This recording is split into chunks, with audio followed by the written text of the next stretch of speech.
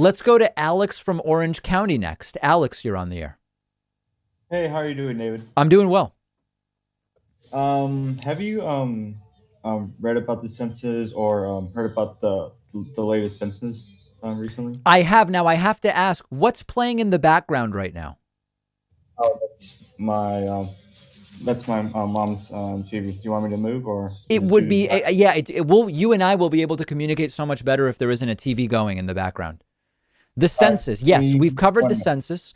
The U.S. has 331.4 million people living in it, according to the census. It is the slowest rate of population growth dating back a very long time, and it will lead to two more congressional districts for Texas, and then there are some states going +1, some states going -1. So that's the census so far. All right, David, how's my audio? Beautiful.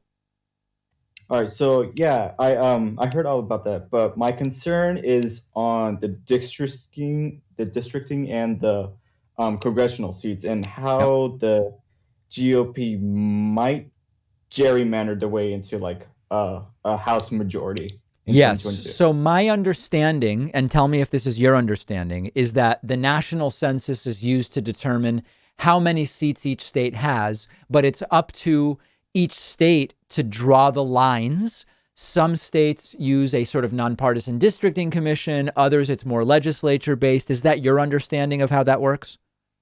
Yes. Yeah. So it's a concern. It's a concern because you take a place like Texas, and I admit I've not looked at how Texas will do this. You look at Texas, you get two more congressional seats. They could gerrymander the hell out of them. I don't know if you've seen Dan Crenshaw's district. It's gigantic. I mean, it looks like a crescent moon. It makes no sense whatsoever.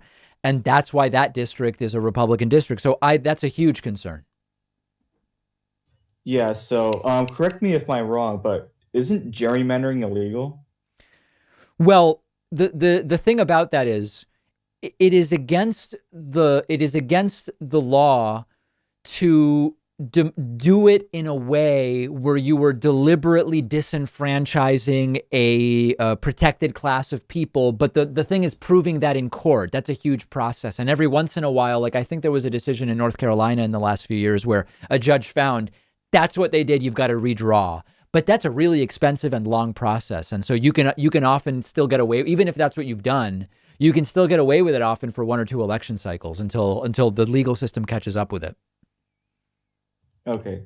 Is there any way that even though we have the majority, the Democrats have are the leaders of the House and slightly in the Senate, is there Yeah. any way that the Democrats could like prevent gerrymandering? I mean, so Democrats in the House and Senate and Joe Biden could put together. In fact, HR 1 may have some gerrymandering related provisions in it. Yeah, You yeah, I could heard about pass that. something like that at the federal level. But then you will have lawsuits from states, and then it'll have to be adjudicated, and it's going to take some time. So, can it be done in time for 2022? I don't know. But it really is a state process, and so when you have the federal government trying to regulate a state process, you will always have some states who say that's outside of your purview, and so the theoretical answer is yes. The practical answer of whether it can be done before 2022 is a question mark. Okay, so with all that considering, how do you feel about the 2022 midterms? I'm worried. I'm more worried about the House than the Senate, is how I would say it right now. But I think it's a little too early to say. If Joe Biden continues doing well and getting things done, I think it's better. If Joe Biden falters and Trump remains popular and gets involved as a Oh, kingmaker, it could look pretty ugly for Democrats in 2022. Hello. Okay. Looks like we lost him. I appreciate the call very much, and I'm glad to have been able to answer at least some of your questions.